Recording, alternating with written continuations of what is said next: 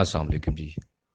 अच्छा, आज मैं आपके सामने एक नए टॉपिक के साथ हूँ, जिसमें हम आपको बताएँगे कि दराज़ पे आपने कमीशन कैसे कैलकुलेट करना है। दराज़ पे आप जब भी अपनी कोई प्रोडक्ट सेल करते हैं, तो दराज़ आपसे कमीशन कैलकुलेट करती है, यानी कमीशन आपसे चार्ज करता है। कोई भी प्रोडक्ट दराज़ पे बेचने के लिए दराज़ को अपना कमीशन हर सूरत चार्ज करना ही होता है। तो वो सिर्फ़ कमीशन ही चार्ज नहीं होता, बल्कि उसके अंदर और भी बहुत सारे कंपोनेंट्स होते हैं, जिसमें वैल्यू एडेड टैक्सेस भी होता है। इसके अलावा इसके अंदर आपका दराज़ फ़ीस भी होती है। तो इन सारी चीज़ों को डिस्कस करेंगे और इसको आपने आखिर तक देखना है वीडियो को, क्योंकि अगर आप बीच में कोई भी चीज़ स्किप कर देंगे तो आपको कमीशन कैलकुलेशन की समझ नहीं लगती। और मोस्टली सेलर्स को इसमें बहुत इशू आता है कि कमीशन जो है वो सही तरीके से कैलकुलेट नहीं हो रहा था।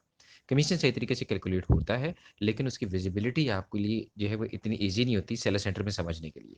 तो ये मैं आपको डिटेल में बिल्कुल सिंपल स्टेप में सादा तरीके से आपको बताऊँगा, ताकि आपको आइडिया हो। अब मिसाल के तौर पे मेरी एक प्रोडक्ट है जिसकी प्राइस मैंने ₹750 रखी हुई है। अब हम उस पे कैलकुलेट करेंगे कि कमीशन कितना है। वो एक कीबोर्ड है और उसका हम सेलर सेंटर से देखते हैं कि उसका जो कमीशन है वो 12.93 है।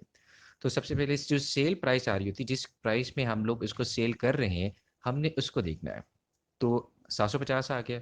अब इसके साथ हमने इसकी जो कमीशन कैलकुलेट करना है, तो डेफ़िनेटली इसके साथ हम लिखेंगे 12.93, जो कि सेल सेंटर में प्रोफ़ाइल के ऑप्शन में जाके कमीशन पे जाके वहाँ पे वो उसका एग्ज़ैक्ट अमाउंट आ रहा होता है, ये कितना परसेंट चार्ज होता है।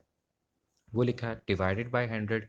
सिंपल कैलकुलेशन है, तो इसको हम जैसे ही कैलकुलेट करते हैं तो हमारे पास जो रिज़ल्ट आता है, जो ऑलरेडी मैंने पहले से कैलकुलेट किया हुआ है, टाइम सेव करने के लिए, ताकि आप लोगों के पास एग्ज़ैक्ट अमाउंट आए। तो 96.98 आता है। ये एक चीज़ है, यानी कमीशन अमाउंट आया। अब कमीशन अमाउंट के बाद दूसरा फैक्टर होता है दराज़ फ़ीस।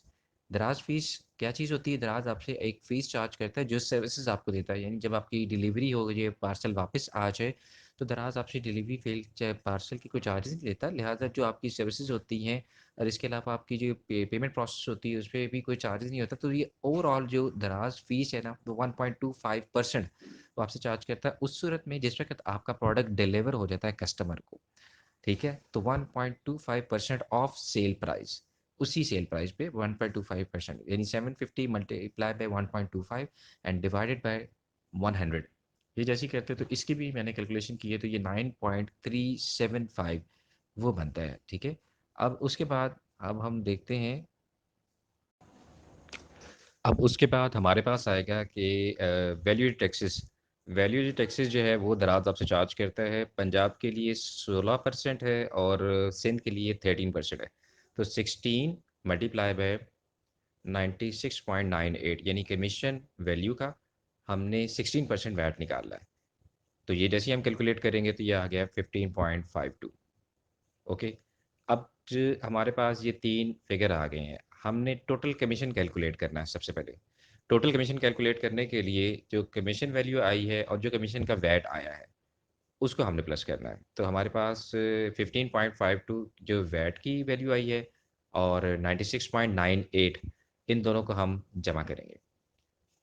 इसी तरीके से भी जब नेक्स्ट स्टेप आएगा, उसमें भी हमने फर्दर जो कैलकुलेशन करेंगे वो फिर जो दराज़ फ़ीस है, बेसिकली जो वैट होता है वो आपके कमीशन पे भी चार्ज होता है। इसके बाद आपके जो दराज़ फ़ीस है उस पे भी चार्ज होता है। फिर इसके अलावा आप जो शिपिंग फ़ीस पे करता है कस्टमर, उस पे भी चार्ज होता है। वो मैं आपको आगे जाके बताता हूँ, यहाँ पे आपको सिंपली मैं स्टेप बाय स्टेप बताता हूँ। तो ये जैसे ही हमने इसको ऐड किया तो हमारे पास अमाउंट आ गया 112.49, ठीक है? अब इसके बाद फर्दर अ, हम कैलकुलेट करेंगे दराज़ फ़ीस पे जो हमारे वैट चार्ज होता है, वो उसको किस तरीके से कैलकुलेट करना है। तो उसकी जो वैल्यू आई है, ठीक है? हाँ, उस पे अब हम जो है वो 16% वैट चार्ज करेंगे, राइट? तो उसकी हमने यहाँ पे अमाउंट लिखी।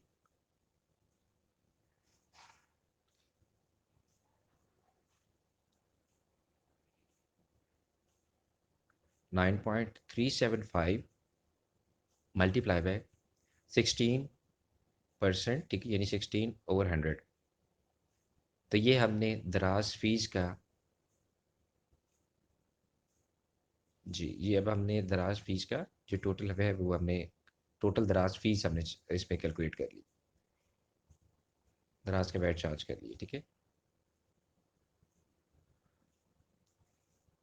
दराज़ के वैट अब हमारे पास 1.5 आ गया। अब टोटल दराज़ फ़ीस यहाँ पे कैलकुलेट करेंगे, तो वो इसी तरह होगी 9.375 प्लस 1.5, तो वो टोटल हमारे पास दराज फीस आ जाएगी।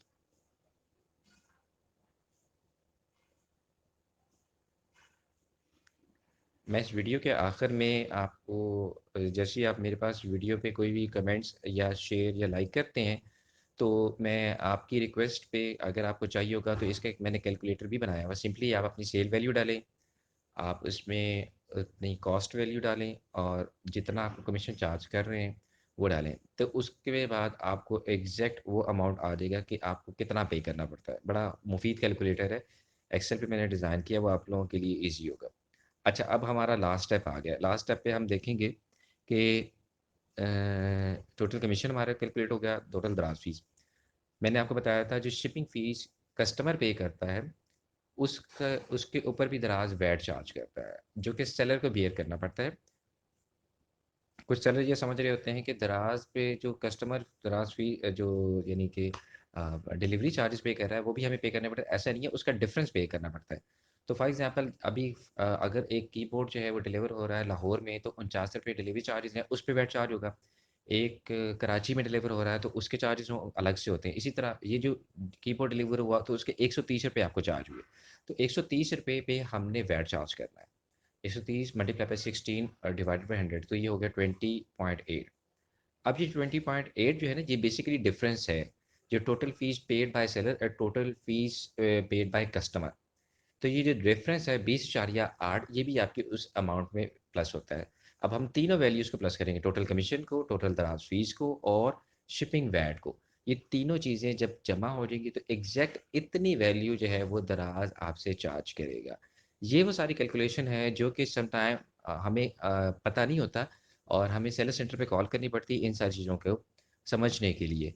तो ये इस पूरी वीडियो में मैंने पूरी कोशिश की है कि आपको अब ये 144.16 ये एग्जैक्ट अमाउंट आया है जो आपको चार्ज होता है।